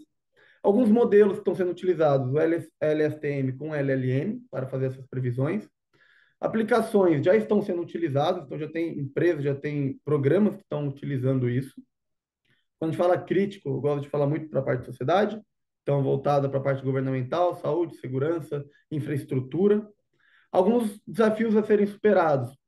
Eu sou da área de tecnologia, sou formado em formação básica em engenharia de computação, e falta de padronização de protocolos é um problema, é um gargalo muito grande, uma vez que todo mundo começa a fazer a mesma coisa de métodos diferentes. E algumas integrações futuras, então, a IA generativa com a computação quântica, com essa parte com sistemas legados também. Então, como a gente pode automatizar e gerar eficiência com essa tecnologia que está vindo para nós. Alguns desafios e contribuições voltados para uma matriz. Então, aqui acho que cortou um pouco a figura. Acima estamos com desafios técnicos, embaixo desafios éticos, éticos, contribuições práticas, teóricas e desafios técnicos, tá? Teórico está em cima. O que a gente tem, então, partindo do superior esquerdo? Análise crítica dos desafios técnicos, então, como que a gente pode resolver esses problemas? Voltando para a prática, mapeamento do estado da arte, um trabalho como esse que fez esse mapeamento. Voltando para um pouco da parte ética, né? Quais são os impactos éticos que essas LLMs podem intervir, uma vez que elas são construídas com base em textos, em transcrições, em vícios humanos, né? Eu gosto de falar um paradoxo que se a gente está tentando limitar a inteligência artificial ou criar uma inteligência artificial tal qual um ser humano, ele vem com nossos vícios, com nossas fraquezas, vem com nossos preconceitos também, tá? Mas isso daí é os desafios que a gente está sendo resolvido ao longo do tempo. E, logicamente, contribuições práticas é como levar isso para setores estratégicos, uma vez que já estamos levando essa tecnologia para o nosso dia a dia. ChatGPT está aí, é uma prova, todo mundo utilizando, mas agora a gente pegar um uso comum, né, um uso mais casual, e trazer como resultado efetivo para grandes empresas e corporações. Não deixar só naquele ditado do estado da arte, apenas algumas minorias, né, têm acesso e estão utilizando, mas democratizar tudo isso. Aqui algumas referências bibliográficas, lógico que não deu para trazer todas as 29 que entraram no artigo, mas trouxe algumas principais. Mais uma vez agradeço a oportunidade de estar no Congresso, agradeço a todos vocês que estão me ouvindo, participando e fico à disposição. Muito obrigado. Espero que esteja tudo no tempo, tudo certinho. Não cronometrei também. Obrigado, pessoal. Obrigada, Luiz. Tiago e Saulo, tá tudo certo, né? Tá. Sobrou ainda um pouquinho de tempo. Legal. Parabéns, Luiz, pela apresentação, pelo trabalho.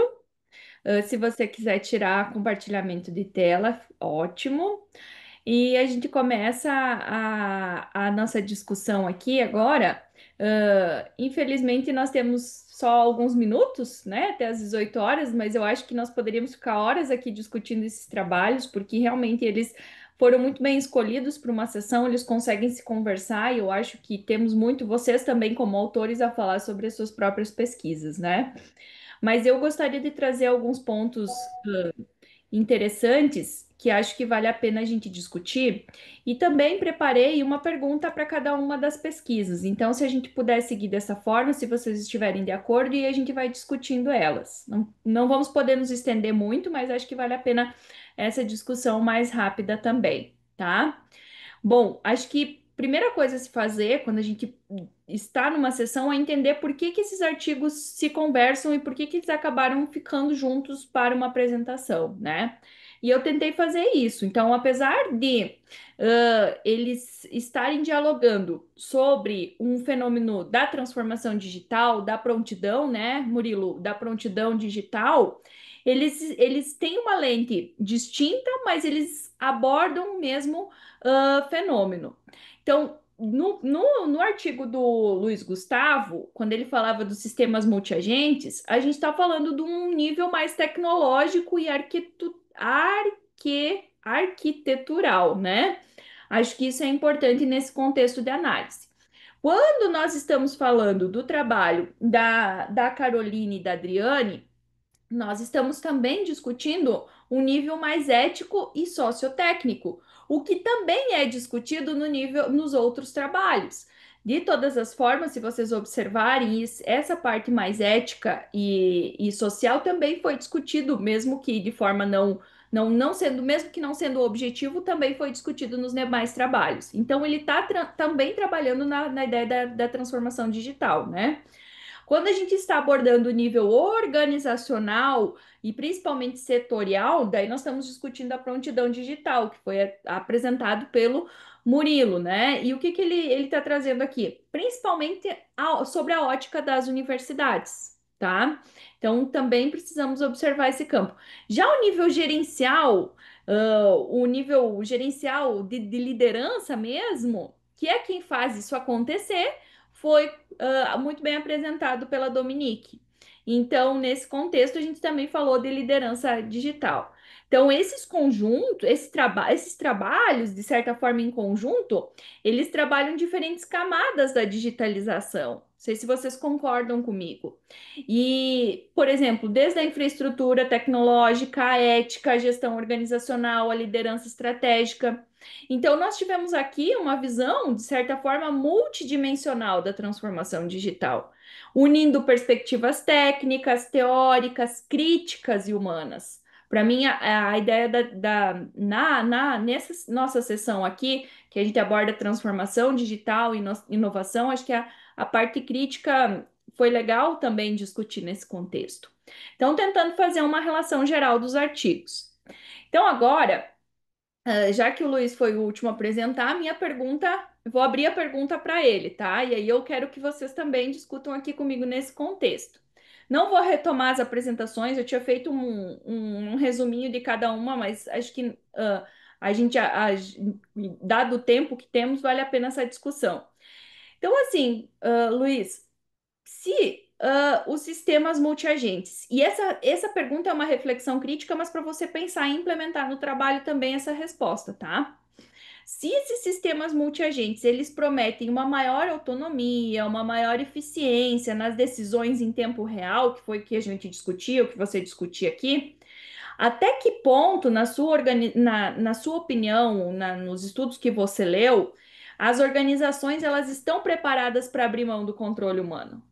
Você falou na sua apresentação que não ia ser 100%, que não dava para confiar 100%. Mas também acredito que as organizações não vão investir num programa, num suporte desse, se não for para confiar inteiramente nele também, né? Então, quais seriam as implicações éticas e estratégicas dessa transição, na tua opinião, Luiz? Olha, isso está muito voltado até mesmo para a minha área tecnológica. Eu desenvolvo soluções voltadas para IA e vou dar muito embasamento dos estudos e o que eu passei dentro da empresa. Trabalho hoje Ótimo. numa multinacional de médio porte e eu percebi uma mudança muito grande e consegui ter uma resistência por parte dos colaboradores, uma vez que você entrega uma solução, mas é um trabalho de formiguinha que eu vejo. Quando você começa a atingir pequenos processos, mesmo que simples, como uma automação, começa a ter uma eficiência ali perto, mesmo que pouca, como se fosse um pequeno processo. Posso dar um exemplo muito grande da onde chegou esse trabalho de formiguinha? Há 20 dias atrás eu consegui implementar, teve uma saída, um desligamento de uma coordenadora financeira, e a análise de crédito, a avaliação de análise de crédito estava ficando altamente complexo, porque as analistas não tinham aquela habilidade. Com um sistema multiagente, com dois utilizando, dado, por exemplo, dados estruturados, assim, mas se você apresentar a DRE, o balanço, um Equifax, alguns outros documentos, a gente conseguiu ter uma taxa de assertividade e de liberação de crédito muito grande, onde a gerente chegou e falou, não, a IA chegou num ponto que um ou outro a gente tem que olhar sim, mas assim, numa amostragem de 10, 8 ele bateu quase na risca.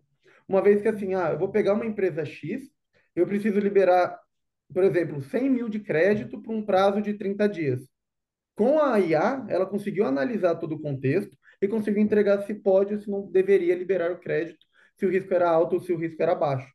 Lógico que a gente entra numa implicação assim, será que o documento é verdadeiro? Aí é um outro questionamento.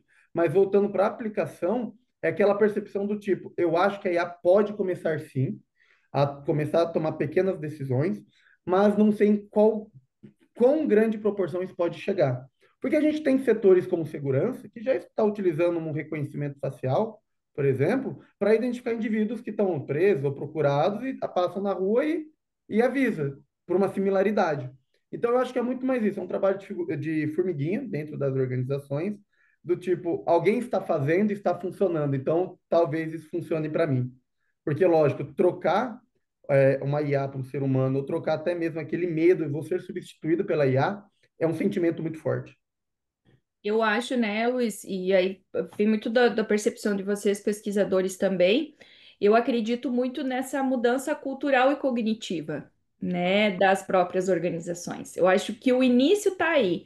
Porém, nesse caso específico, da mudança ela precisa ser implementada antes disso. Então, essa mudança cultural e cognitiva ela vai atuar concomitantemente a essa implementação, e isso vai agitar o pessoal, deve agitar, né? Mas enfim, legal. Pessoal, alguém tem mais alguma pergunta para o Luiz? Eu, Legal. Luiz, Thiago, Luiz, eu gostei demais do seu trabalho, sobretudo da metodologia também explicada, tá? Show de bola, você fez os quadros de roteiro, gostei. Só que tem uma coisa, Luiz, que a literatura não trouxe para você, tá? Que foi a questão da ética. Ela não trouxe para você, por exemplo, a questão ética, a governança e a explicabilidade. Você sabe, você entende o termo explicabilidade, é que eu estou me referindo, devido que é da nossa área de tecnologia. E que isso quer dizer, Luiz? Que pode ser uma lacuna, tá? Pode ser uma lacuna que a literatura não identificou e você pode explorar isso nesse sentido. E também, como não falou de ética, eu acredito também, Luiz, que você pode estar explorando aí o princípio sociotécnico, tá? Sobretudo porque você traz para nós que tem, de fato, desdobramentos técnicos, né? Tanto que vem aí, né, alguns desafios sobre isso. Mas não traz desdobramentos sociais, certo? Então, a explicabilidade pode trazer alguma coisa em relação a isso. E também IA e ética na IA também pode trazer para você aí algo a mais para ampliar ainda mais ou melhorar ainda mais o que já está muito bom do seu trabalho, tá certo? Muito Parabéns, tá? obrigado. Uma lacuna ética também de outras pesquisas, não desse trabalho, é, por exemplo, textos gerados por IA até quando que é plágio, quando não é. É uma Perfeito. lacuna que eu estou tentando estudar agora, meu próximo estudo seria isso, porque a gente vê trabalhos acadêmicos, tem um chapéu como professor universitário numa universidade, e hoje a gente está tendo muitos alunos utilizando a IA para gerar e dando argumento do tipo, tá, mas aonde está dizendo que usar IA é plágio? Ou provar isso? A gente encontra muita similaridade de um texto ser gerado por IA, mas a prova de hoje não temos. Então é uma outra lacuna que explica muito bem isso que o Thiago falou, o trabalho da Érica. Érica? Desculpa. Não cortou o nome da colega. Não, eu acho A que foi a. Caroline, né? Caroline, isso. Não, Caroline, Ela isso. tá fora dos meus quadradinhos, até falei, "Ih, qual é o nome dela?" Obrigado, pessoal. Legal. Muito bem. Então, se não tiver mais nenhuma pergunta, discussão para o Luiz, vamos passar para o Espera aí, trabalho. só uma dúvida pro Pessoal, Luiz. Eu prometo desculpa. que é bem rapidona.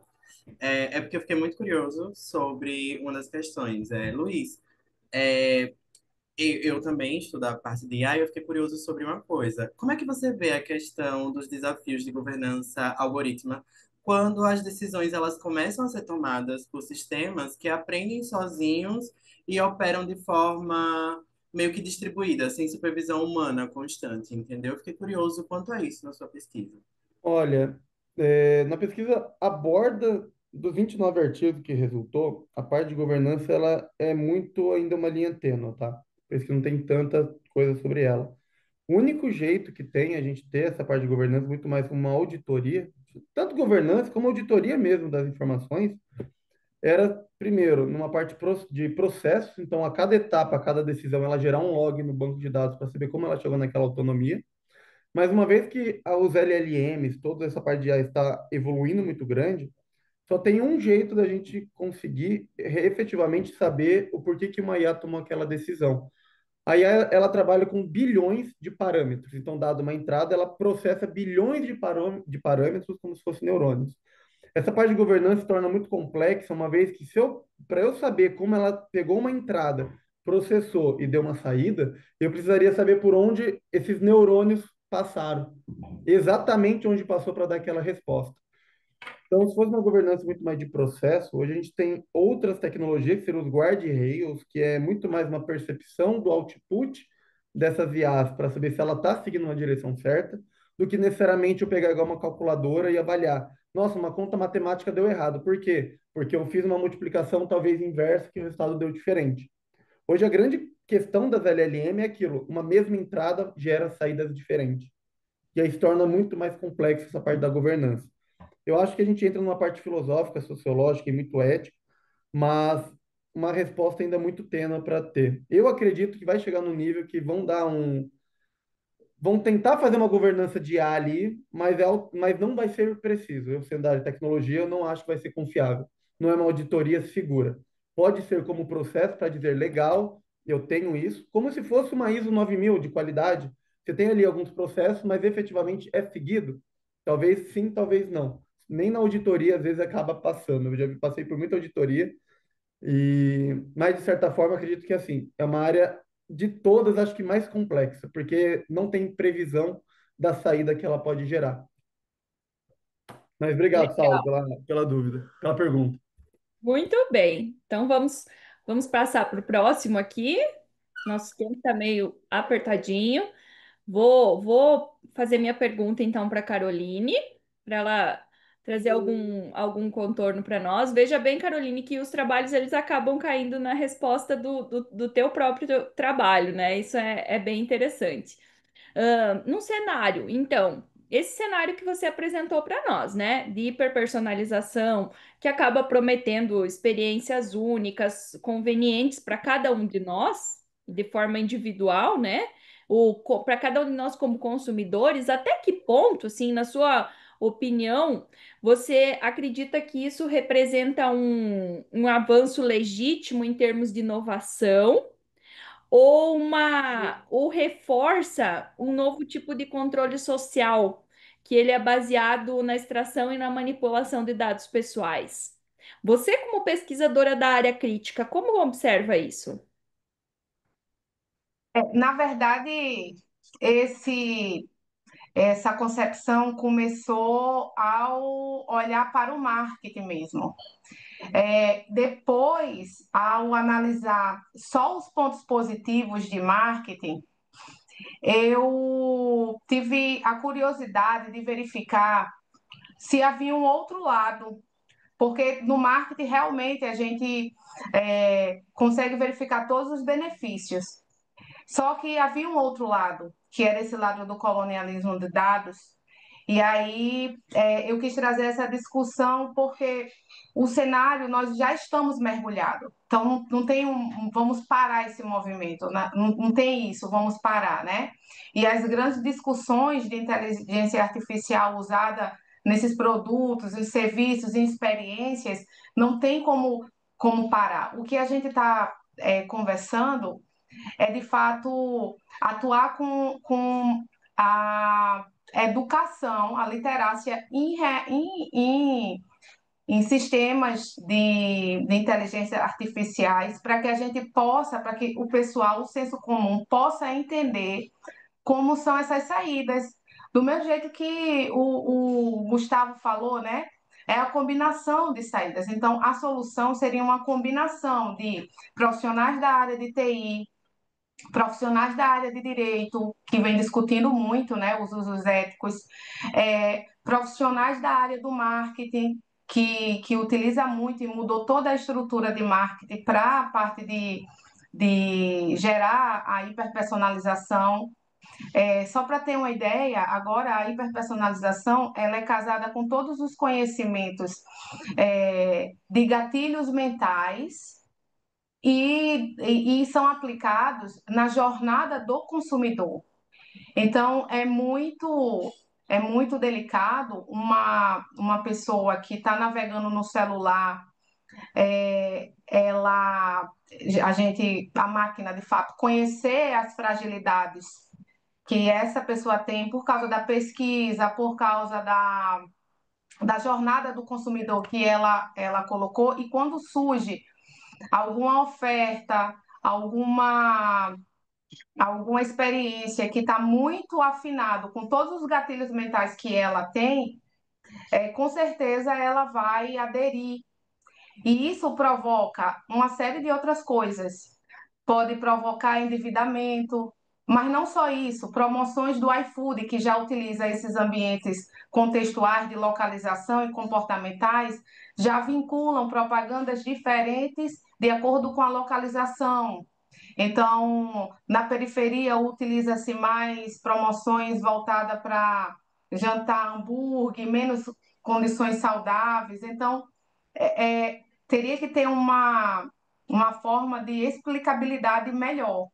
Então, seria uma junção dos profissionais de tecnologia da informação, do jurídico, da preocupação com a ética e do marketing também, já que a gente está falando de hiperpersonalização e do ganho disso, e já que a gente está falando de colonialismo de dados, e se a gente fosse pensar agora em nível Brasil, será que nós temos infraestrutura para retirar tudo isso e ficar só com o Brasil? Não teríamos. Legal. Então, é um caminho que precisa de muita pesquisa, precisa de pesquisadores que façam essa triangulação. Eu concordo que tem muitos pontos positivos Uhum. na personalização, no seu tempo de procurar algo que realmente gostaria. Mas existe muito perigo que ainda não é dito, não é Discutir. popularizado, não é discutido. Eu acho que passa pela educação na parte de literacia de dados mesmo. Olha, como é que seus dados são utilizados aqui? Algumas plataformas já vêm colocando aqueles grandes textos, né? Mas o Sim. quanto as pessoas leem, eu acho que isso precisa ser dito, né? Passaria mesmo, principalmente com essa nova geração, né? Que já está mergulhada. É um tema muito bacana, eu convoco aí todo mundo a fazer parcerias para pesquisar sobre isso. E foram Legal. ótimos também os estudos que eu assisti aqui. Muito bom. Obrigada. Alguém gostaria de fazer alguma pergunta para a Caroline? Podemos seguir para o próximo trabalho? Então vamos lá. Vou fazer uma pergunta para o Murilo, então, mas pegando assim um pouco do gancho dessa discussão que a gente vem fazendo aqui, tá? Se a prontidão digital, Murilo, ela é uma condição para que as universidades avancem no seu processo de transformação digital, é algo estratégico, né? A gente pode entender dessa forma. Como que elas conseguem equilibrar a adoção dessas tecnologias da indústria 4.0 com a preservação dos valores humanos e sociais que, de certa forma, caracterizam a missão acadêmica da universidade? Como você, que está dentro desse ambiente, identifica isso?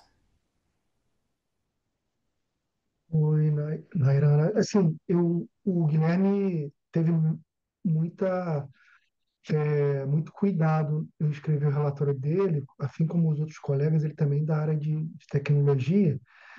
E, e a universidade, por exemplo, a governança é complexa por conta disso, seguir questões legais, né? Todas as decisões são colegiadas, né? Salvo engano, inclusive, tem dentro no nosso texto aqui nas universidades federais, tem a Andifes tem um grupo que, inclusive, é sediado hoje pelo pessoal da Unifesp, aí, onde o Gustavo está fazendo o mestrado dele, que são essas tratativas, né? Se torna mais complexo, porque tem a questão, por exemplo, da,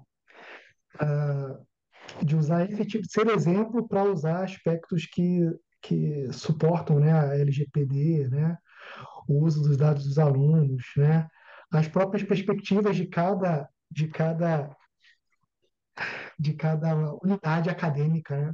Então, por exemplo, na pesquisa do Guilherme, as respostas de unidades, por exemplo, institutos de filosofia, letras, né?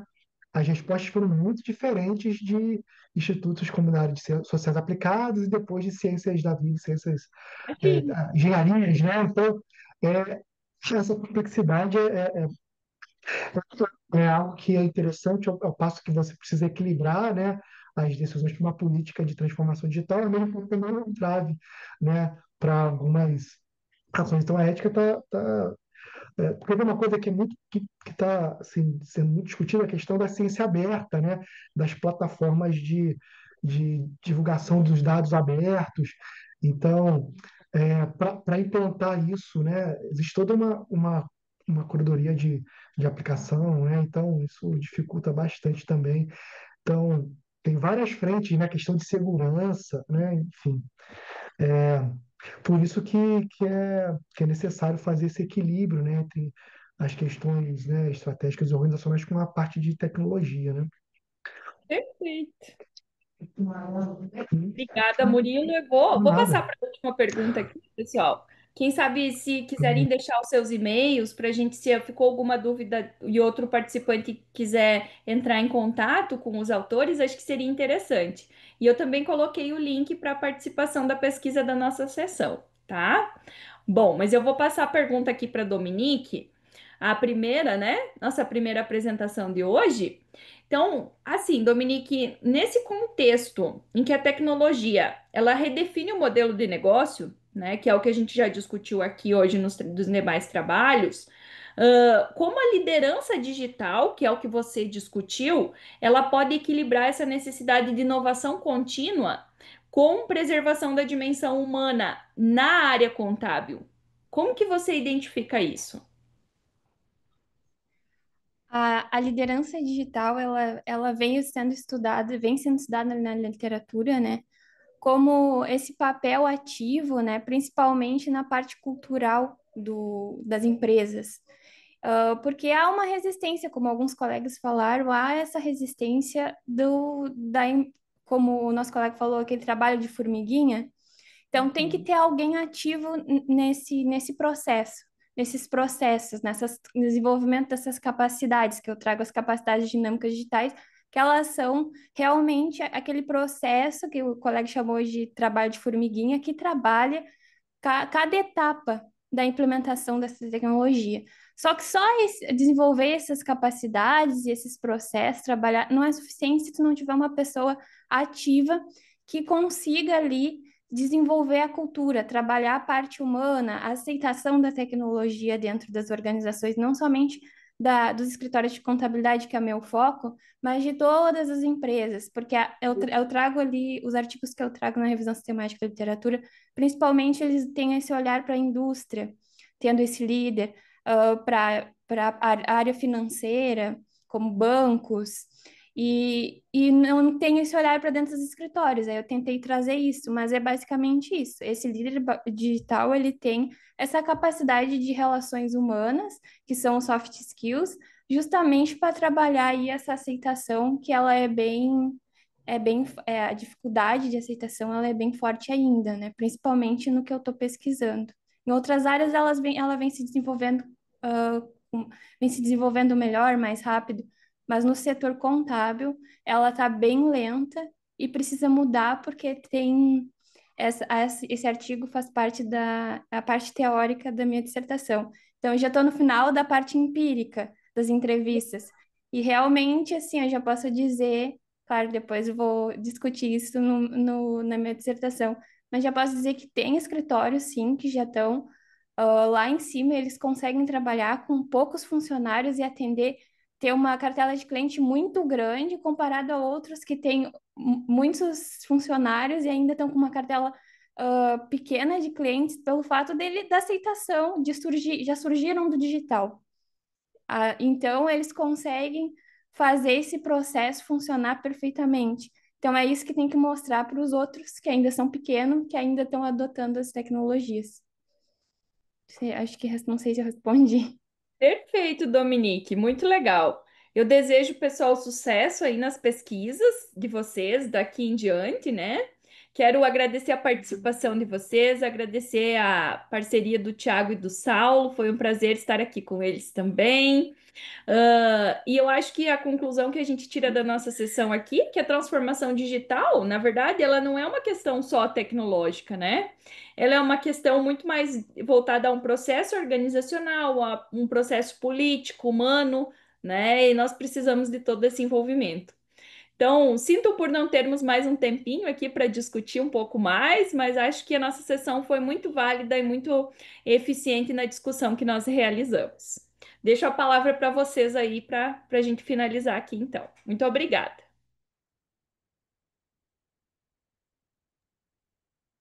Só agradecer a sua condução, né, dos colegas também.